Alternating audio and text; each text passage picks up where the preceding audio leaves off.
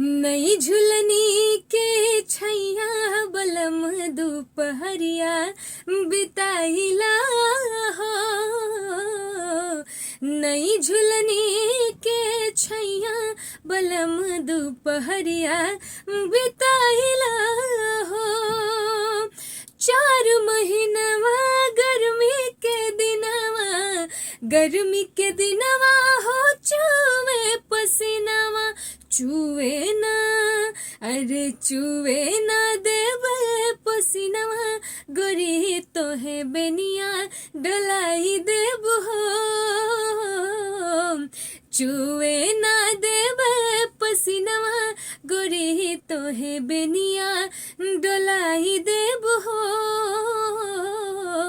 नई झुलनी के छैया बलम दोपहरिया बिताइला हो।